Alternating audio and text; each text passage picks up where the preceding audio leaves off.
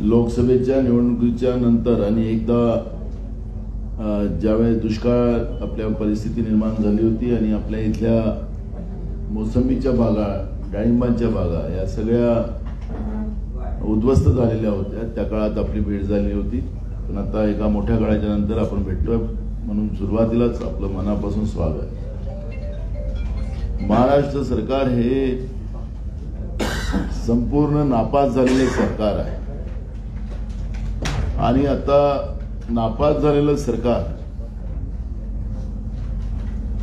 ज्याप्रमाणे 2019 मध्ये देवेंद्र फडणवीसांनी खोटे आश्वासन देऊन मग त्याच्यामध्ये पोलीस पाटील असेल, त्याच्यामध्ये होमगार्ड असेल, आमचे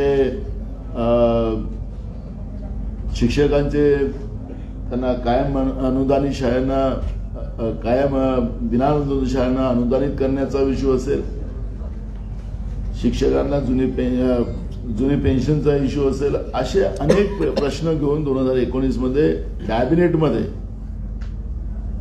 खोट्या पद्धतीनं कॅबिनेटमध्ये दाखवून की आम्ही तुम्हाला मदत करतोय अशा पद्धतीचं चित्र त्यांनी निर्माण केलेलं होतं आणि त्या आधारावर 2019 मध्ये या महायुतीने मतदान घेतलेलं होतं.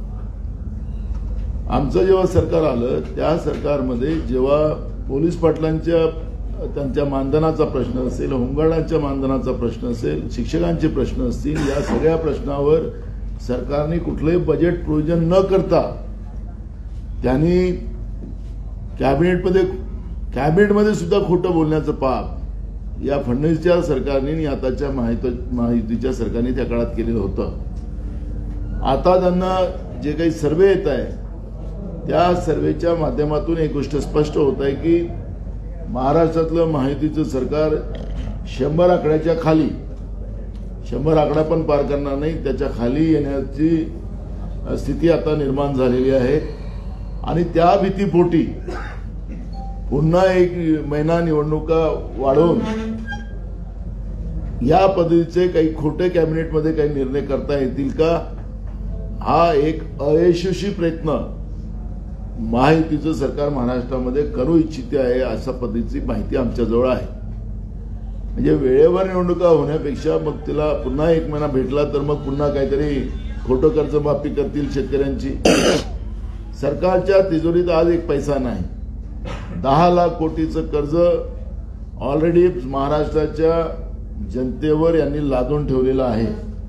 कर्जरूपी डोंगर एवढं मोठं आहे की आज जन्माला आलेल्या बाळाला सुद्धा 70,000 रुपये त्याच्यावर कर्ज त्याच्या अंगावर राहील अशी परिस्थिती आज आहे. केंद्र सरकार वेगळं कर्ज करते, राज्य सरकार मोठ्या प्रमाणात कर्ज करते आणि या सगळ्या परिस्थितीमध्ये जनतेवर कर्ज लादून एक महागाई जी मोठ्या प्रमाणात निर्माण केलेली आहे त्या महागाईच्या आगीमध्ये जनता जळते आहे हे आपल्याला स्पष्ट कळत आहे. आता हे कर्ज कशासाठी घेतात त्याचं एक सगळ्यात उत्तम उदाहरण समृद्धी मार्ग हा सगळ्यात उत्तम उदाहरण आपल्या बाजूचं आहे म्हणून त्याच्यावरच बोलतो.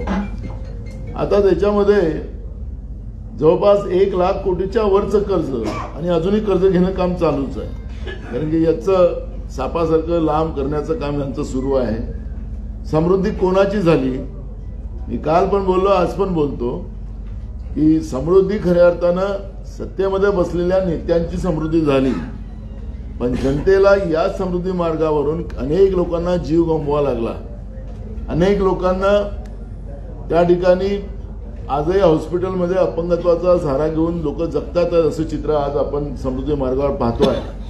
भ्रष्टाचाराचं प्रमाण एवढं आहे की या रस्त्याचं जी काही कॅपॅसिटी होती म्हणजे त्याला किती वर्ष तो रस्ता एकदम सुरक्षित राहील त्याला यांनी 20 वर्ष सांगितलं, पण आम्हाला जेव्हा रिपोर्ट सांगितली की याला मिनिमम 40 वर्ष या रस्त्याला काही होणार नाही अशा पद्धतीची भूमिका आम्हाला मांडली गेलेली होती.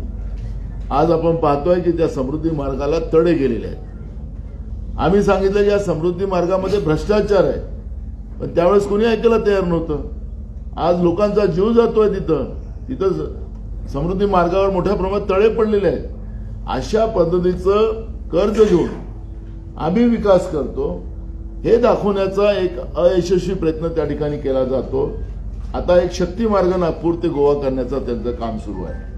काल नांदेडमध्ये सुद्धा नव्हे तर आमचे लोकसभेचे खासदार छत्रपती शाहू महाराजांनी सुद्धा त्याचा विरोध केला. कोल्हापूरमध्ये आमचे विधान परिषदेचे पक्षनेते बंटी पाटलांनी आणि शाहू महाराजांनी तिथं मोठं आंदोलन केलं कोल्हापूरला.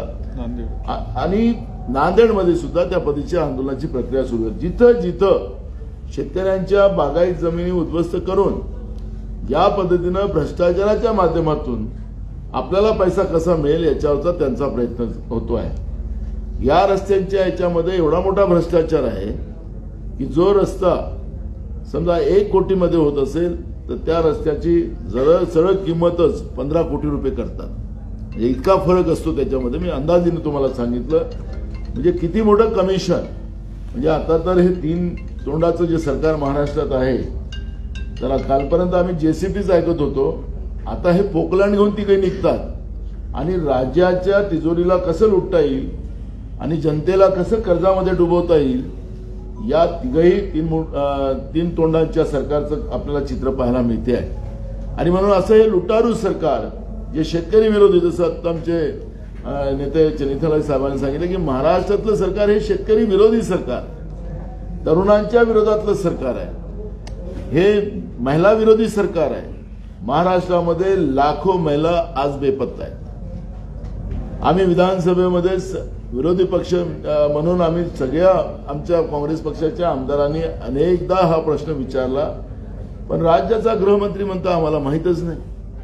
ओ सांगा ना, तुम्ही लाडकी बहीण आणली ना लोकसभेत हारल्यानंतर, आता बहीण आठवली, पण मूळ प्रश्न आहे योजना ह्या खऱ्या तर काँग्रेसनीच आणायचा काँग्रेसनी प्रयत्न सुरू केलेला होता. आम्ही कर्नाटकमध्ये आमचं सरकार आलं, त्या ठिकाणी राहुल गांधीजींनी जे वचन त्या तिथल्या कर्नाटकच्या जनतेला दिलं त्याच्यामध्ये महालक्ष्मी योजनाच्या माध्यमातून याच्यापेक्षा जास्त पैसे आम्ही तिथं देतो आहे. आमच्या बहिणींसाठी, आमच्या आयांसाठी अनेक योजना आम्ही सुरू केलेल्या आहेत. आपण पाहिलं असेल की आज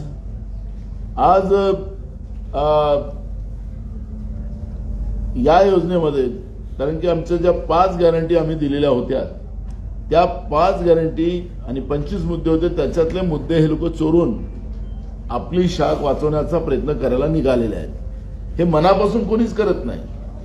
उद्धव ठाकरे साहेबांनी यांनी राज्याचे उपमुख्यमंत्री अजित पवार साहेबांनी याच्यामध्ये जाहीरपणे सांगितलं की तुम्ही बटन दाबली नाही आम्हाला तर आम्ही ही योजना, आणि त्या माध्यमातून ही जी आहे योजना, या योजनेला याच्यापेक्षा जास्त पैसे देऊन आम्ही ही योजना पुढे नेण्याचा संकल्प आमचा आहे. या आमच्याच योजना आहेत. त्याच्यामुळे जसं निराधार योजना आहे, आपल्याला माहितीसाठी सांगतो हे काय जॅमलिंग करतात ते आपल्या माध्यमातून गेलं पाहिजे.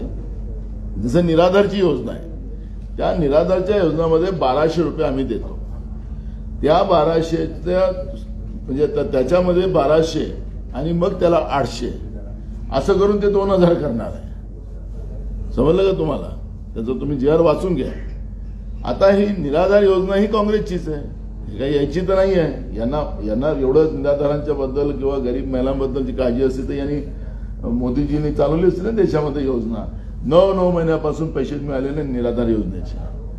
आता ही योजना ते जे त्यांचं चालू आहे की 2000 रुपये द्यायचं राखीच्या दिवशी, त्याचा मागचा उद्देश हे जोडदार 2000 नाही 1500, म्हणजे 1500 रुपये हे जे देतील तर 1200 रुपये ते निराधार योजनेचे आणि 300 रुपये त्याला जोडतील, म्हणजे झाली योजना 1500ची लाडक्या बहिणीच्या खात्यात पोहोचले.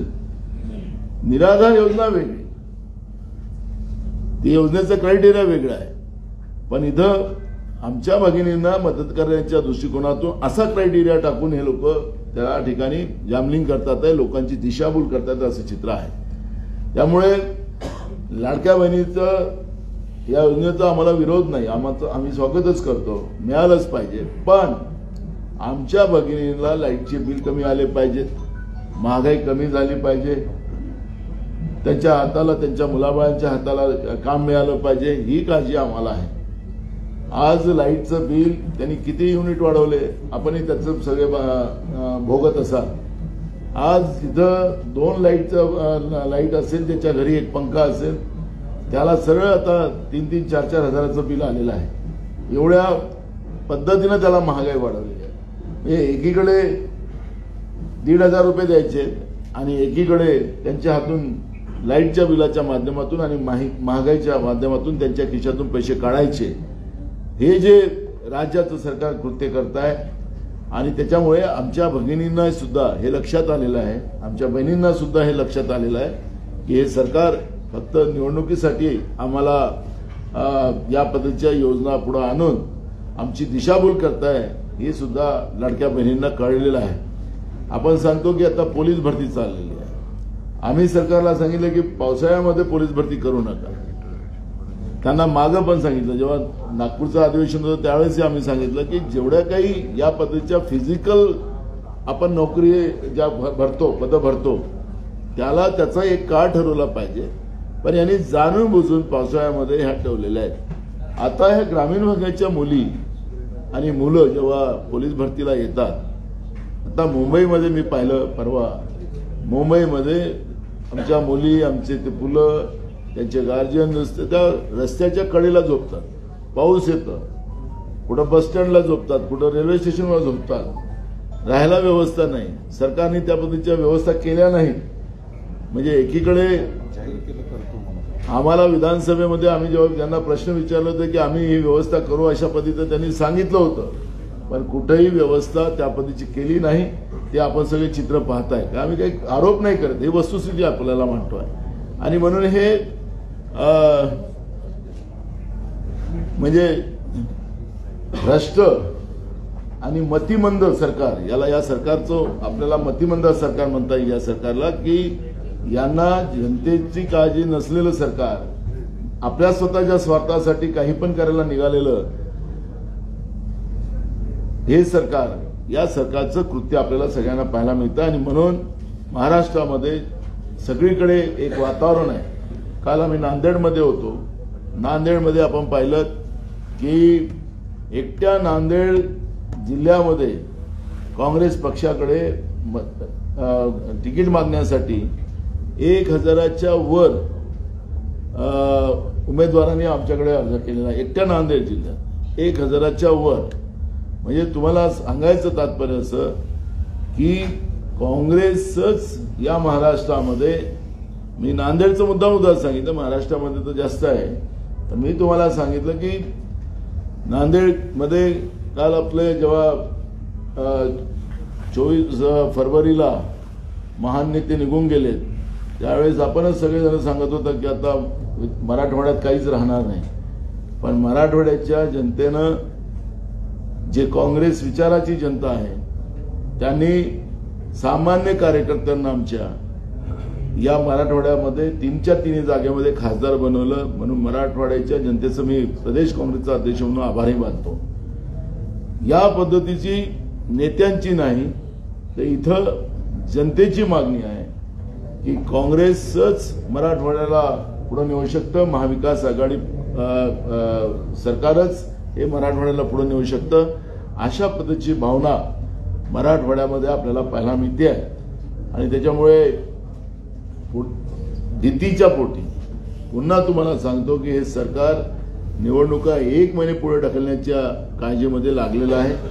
आणि असं झालं तर जसं गेल्या 3 वर्षापासून स्थानिक स्वराज्य संस्थांच्या निवडणुका केल्या नाही, घटनात्मक ती व्यवस्था असताना सुद्धा दर 5 वर्षांनी निवडणुका झाल्या पाहिजेत, पण आज स्थानिक स्वराज्य संस्थाच्या निवडणुका या गेल्या 3 वर्षापासून महाराष्ट्रात झाल्या नाही.